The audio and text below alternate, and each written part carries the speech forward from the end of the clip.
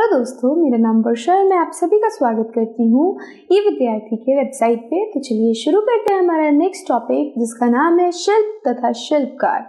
तो शिल्प की बात होगी, शिल्पकारों की बात होगी इस वीडियो में।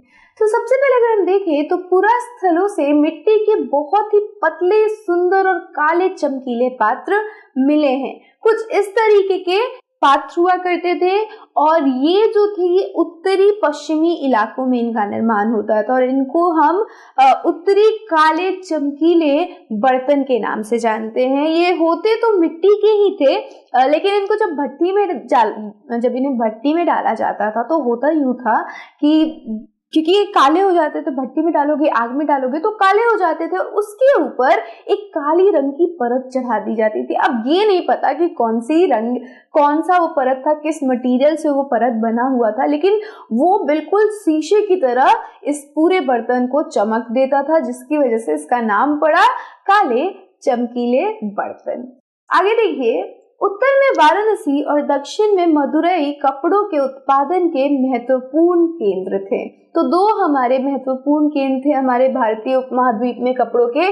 पहला था वाराणसी उत्तर में और मदुरई दक्षिण में, और यहाँ से बहुत ही बारीक महीन कपड़े जाते थे। अच्छी क्वालिटी के कपड़े यहाँ से निर्यात हुआ करते थे।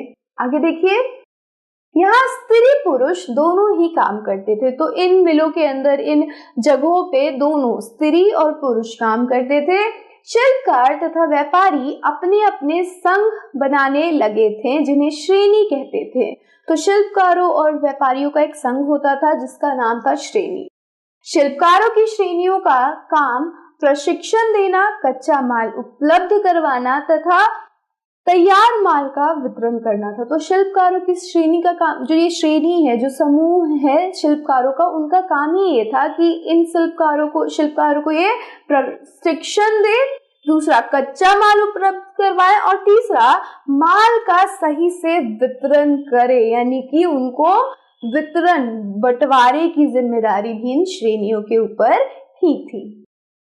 व्यापारियों की श्रेणियां व्यापार का संचालन करती थी तथा बैंकों के रूप में काम करती थी, जहां लोग पैसा जमा रखते थे। तो जो व्यापारियों का समूह था, वहां पे व्यापार का काम होता था, ये व्यापार का संचालन करती थी और ये एज अ बैंक, यानी बैंक का भी काम करती थी। और बैंक के अंदर आप क्या करते हो, बैंक से या तो कर्ज लेते हो या फिर वहां अपने पैसों को सुरक्षित रखवाते हो। तो यहाँ पे भी लोग इन श्रेणियों के अंदर अपने पैसों को सुरक्षित रखवाते थे या फिर उनसे कर्ज में पैसा उधार लेते थे। तो ये कुछ श्रेणियां थी, ये कुछ समूह थे जो कि शिल्पकारों और व्यापारियों के थे।